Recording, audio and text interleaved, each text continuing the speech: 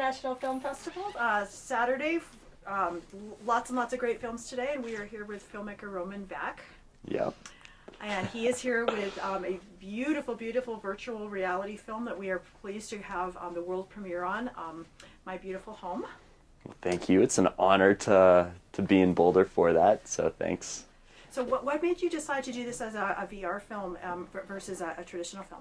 Yeah, well, for me, virtual reality is really the medium that I'm focusing on today. I think of it as a completely new medium that has a ton of room for growth, as well as a ton of room for creating this really palpable impact.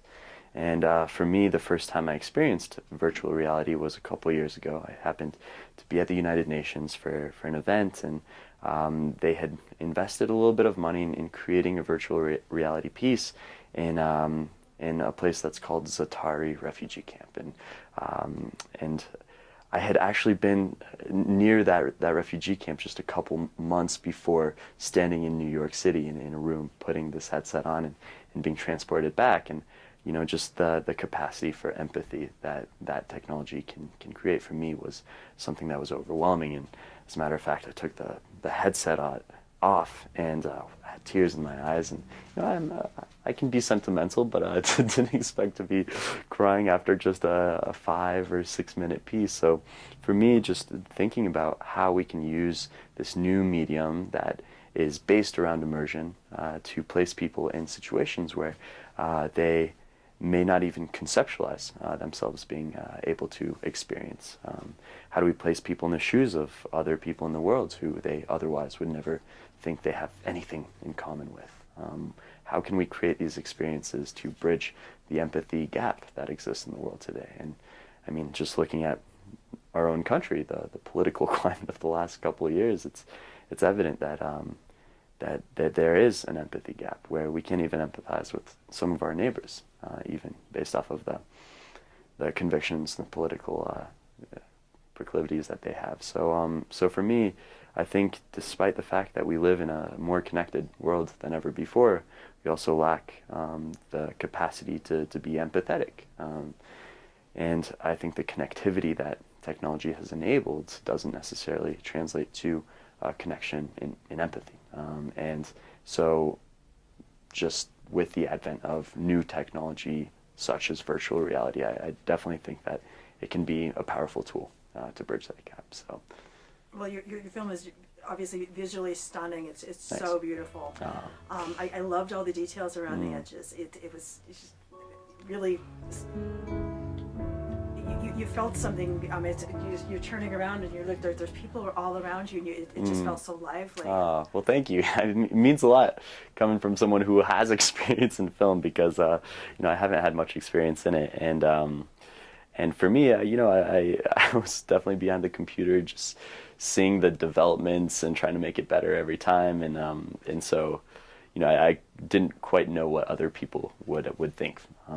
You know, I didn't even show it to my mom or my dad or my girlfriend before last night, which was technically the global debut. So yeah, it was really an honor to hear some great feedback from people who have much more experience than I do in the industry. So thank you for those kind words. So had you been to this neighborhood in Africa before, or what drew you to that particular neighborhood? Yeah, no, I had never been, but I had the chance to travel through South Africa, Ghana, Morocco, and in those countries I saw a lot of, I saw within myself, I had these perceptions of these places, and here I was in those places, and realizing that the perceptions I had were actually misperceptions, and misperceptions that were born out of the narrative that we come to hear in the news, in movies, the obsession with a single narrative, and just seeing how these places were so different from what I expected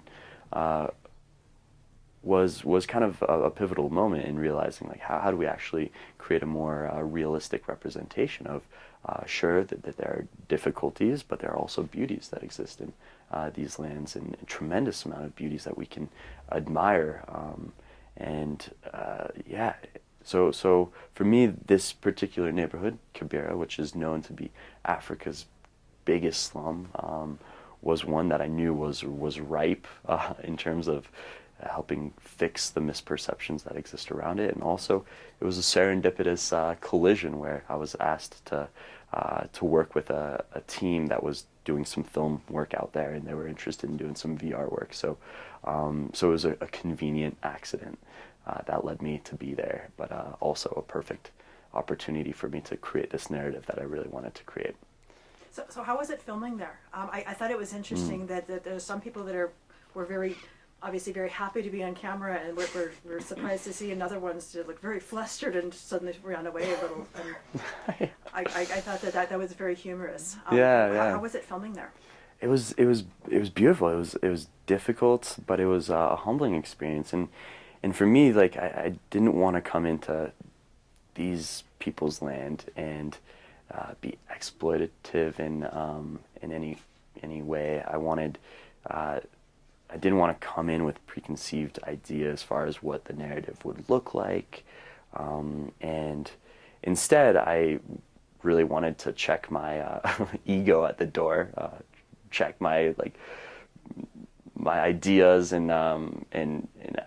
my ideas as far as what this film could look like at the door, and let it just unfold naturally. And so for the first 10 days, I didn't even have a camera with me, and it was just present, meeting people, talking to people, trying to get a sense of the beauty that they see in their land, in this place called Kibera, and also had people take me to different sites where they saw beauty. And so it wasn't me that was telling them to take me places or trying to find places myself. It was like, okay, let me follow you.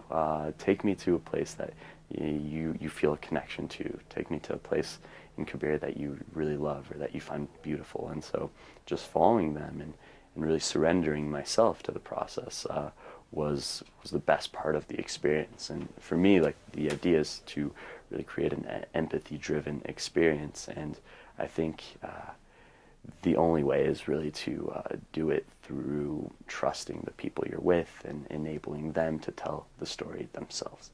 So for me, it was just being a good listener, being open to ideas that conflicted with maybe my preconceptions, and put it all together in the end. So how many days were you there? How long did it take to make the film? it was I was there for 2 weeks. Wish I could have been there longer, but we were actually there for just 2 weeks, and that was in October. So October to, what are we, March 3rd, 4th today. I think it was a 5-month process in doing post and stitching and figuring out how to do that complex process. So I guess a pretty short turnaround, relatively speaking, but it is just a 6-minute experience. Mm-hmm. So. Would you be interested in expanding that and making the subject maybe something a little bit longer, or do you feel like it's a good length just to give people an idea of it's very emotional? Do you feel like it would have that same emotional impact if it was longer, or do you feel like having it condensed like this makes more of an impact? Yeah, I don't know if it makes more of an impact, but I don't think extending it would increase the impact. I think it's a law of diminishing returns, actually, with virtual reality, the technology that's available. If you're in this VR world for too long, you may get anxious. You may want to check back and see in reality where you are, by taking the headset off and reacclimate a little bit. So I think the power comes in creating these shorter experiences. And for me, although I have I would love to go back to Kibera soon and plan on it, I also am looking at creating different experiences that are unrelated to Kibera, but instead related to other misperceptions that may exist out there. So I love the line at the end, if they only knew. What do you think that you wish people knew about Kibera? Yeah, I mean, I wish people just understood that it goes beyond a single narrative. I mean, Kibera's on the news a lot, and people talk about how there's lack of sanitation, which is true. There's a ton of room for improvement in the aspect of sanitation, and there's definitely violence. There's unemployment There's a lot of difficulties, certainly, but that's just one part of the narrative. And what if we could go beyond and also admire them for how community-oriented they are, how they come together and support one another, in a way that I think goes unrivaled here in the United States. I don't want to generalize by any means, but it's something so worthy of admiration. Their faith, their hopes for a better tomorrow, their belief that they can grow beyond the current circumstances there. Like these are things so worthy of admiration, and so many people who are incredibly artistic, incredibly innovative, incredibly entrepreneurial, figuring out how to make resources from the lack of resources. Like that is alchemy, in my opinion, and I think there's so much beauty in that. So, for me, I really hope that people walk away realizing, yes, like I don't want to say that there's no problem that exists there, but I also want people to realize that there's also a very beautiful side to it. It's very hopeful and uplifting. Cool. Definitely. I'm happy to hear that. So what other topics do you have your eye on for the future? That's a good question. Not totally sure yet, but we don't have to go to the other side of the globe to find misperceptions that exist. Even here in our own state, one that I'm hoping to do pretty soon is around the Native Americans, and we have Native American tribes now, not too many left in Colorado, but just in New Mexico and Arizona. There are quite a few there, and certainly what they're going through right now is not easy.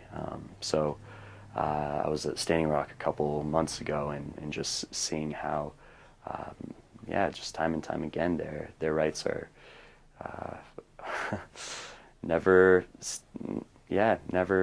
are considered by those who do have more control and power. So how do we create a really good empathy-based experience around the people who are living just in our own state, who have a lot of difficulty and also a lot of beauty within their cultures. So, yeah. So how did visiting Kibera change you? Yeah. Oh man.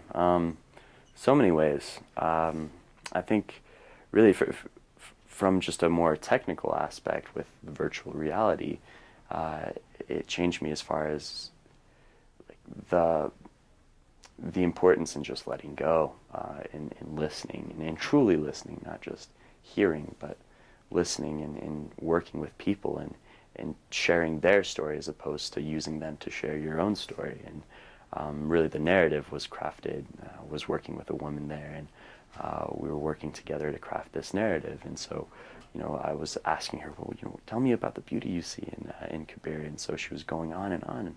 And so we worked together to really craft this narrative that was in her voice. So for me, just from a technical storytelling aspect, that changed me tremendously. But also just being there, and I dream of Kibera quite regularly, actually, and then found a ton of happiness there. There are a ton of people who are spiritually happy, who have a lot of happiness that exists beyond the material happiness that we may hold on to a little bit too much here. Not to generalize once again, but